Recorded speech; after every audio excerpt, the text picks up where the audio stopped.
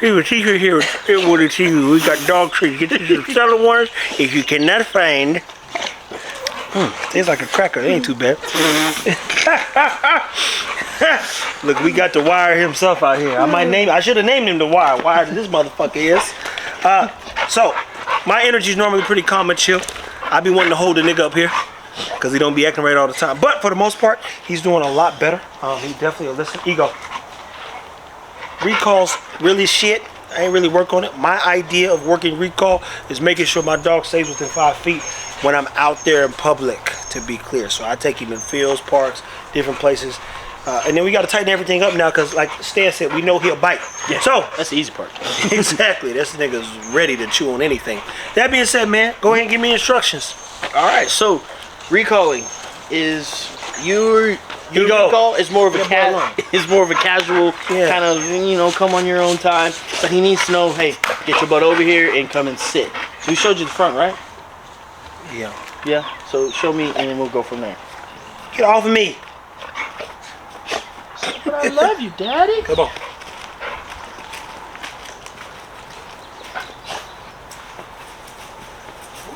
Let's go.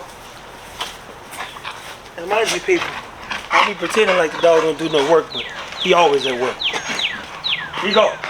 Sit. All right, call him to the front. I don't say front. What do you say to your dog to come? I don't. That's why I said the recall shit. Key word was shit. So when I say shit, I mean it. I ain't talking about no shit in the yard. So how you gonna want to call him if you do sign language? Look, tell me. Look, what's the sign? What's the sign, nigga? What's the sign? I use the word front for my dog to come and sit in front of me. Give me a better word. I don't like that word. I mean, you can tell him cheese. You can say I don't like cheese neither. It's bad for you. Word don't matter. So you got to pick the word that you want to use to communicate with your dog. We might use the word iron. I'm looking at this shirt. You see that Ironsharp? I like that word iron. That might be iron.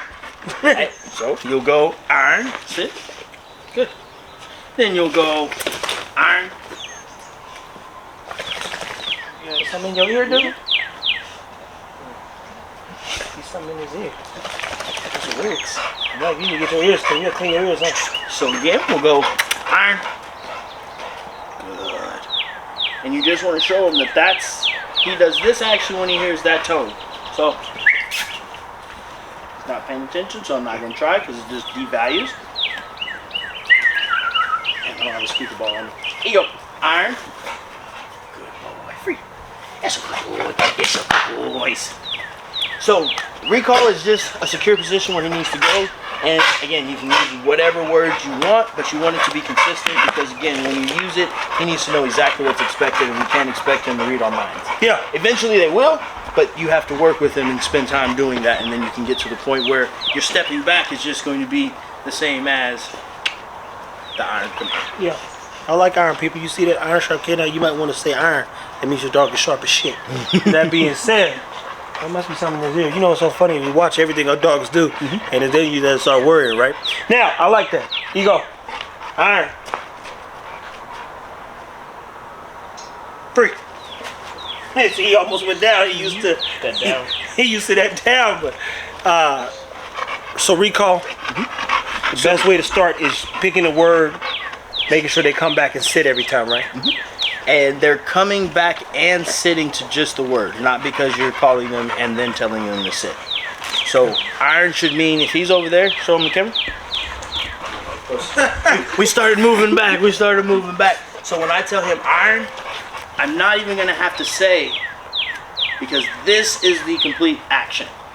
It's like when you do a bench press, you pull it down and up. Yeah. If somebody can get it down, but they can't pull it back up, you have a problem for one. You got a problem on your hands. You better hope you ain't got no clips on. So recall means come to me and sit down. Whatever word you're gonna use. And we already did a video on the full recall. And the full recall is just eventually you starting off walking, your dog staying close, rewarding them for being close, right? That's a verb. What's it called? What's the word? This is the non-verbal. Casual recall. That's what they call casual recall. And what else are some things we could do? I mean, healing is another one. Dog being at your left side, staying there. Come on. Come on.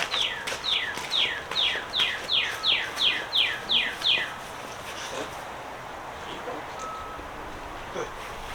All right, so what do you see to help you brush up getting his? Now, mind you, he's saying brush up people. I'm always honest as hell. I don't know how to make a dog heel, to be clear. So what I've been doing, I watched a few of his stuff, and mind you, I've seen him. He does stuff with his dogs. I just want my dog to be attentive to me. So as you saw Ego, my thing was, let me see if I can walk a whole parking lot, no lie, where I'm at, and see if he stays focused on me with the little treat. And mind you, Stan, show him how you told him to hold the treat. Stan tell you to hold that treat like that. So when I was like that, you seen Ego, what he do? He followed me for the whole time. I ain't even saying shit. I'm working on positions first. Body language. Body language. Both confidence, big chest, making sure he knows that I'm walking with the purpose. And when I move, he needs to move, and his attention is directly on me. And when you stop, he stops and sat. That's it. And mind you, I do that. So then I was like, oh, he did pretty good. After a little bit, to be clear, he did not do that the first time. But he got him engaged, and then we turn around. Every, let's say, 20 steps in, I'll stop, and he'll sit. And then I keep walking some more. Now, mind you, this is the game of patience. And he's only wired when he knows he's about to play. For the most part, that's when he's like, yo, grab him across. No, he's fine. He'll be fine. Because if he see toys and he's like, oh, we playing, nigga, I'm with somebody else. But once you start training him, he gets locked in and pretty focused, man. Pays attention. Yeah. So getting him into the position, we don't want to have to move a lot. So what we'll do is we'll tell him heel. Come on. When he passes, bring him back around and up. So I literally didn't change anywhere. He went from facing this way to around. And that's getting him into that position. Like you seen Rocco, he'll run and slide and then come back. It's because this is how we got him there. So pull him back. Come on, Ego. Ain't got nothing. I do. Woo. So back and up. Boom. And then ideally you want his shoulder right next to your knee. That's going to be in the proper position. When he's in there, you're going to release him with that free command to let him know he's done. Now let me be very clear, people. I'm a breeder, and I only breed dogs that are smart. So my thing is let me push the dog, boost his confidence, all this stuff. Because like Stan said, you can for the most part dial a dog back. What you don't want to do is create problems. Problems are insecurity, a dog that's defensive, other stuff. So because I'm betting on his intelligence, I'm like, when it come time. Also, I've spent so much time with him bonding wise. The dog only wants to be, he like, whatever you're doing, I want to do it. If I'm sliding down the slide, he slide with me. I mean, we got those videos up. He'll literally go as far as I go.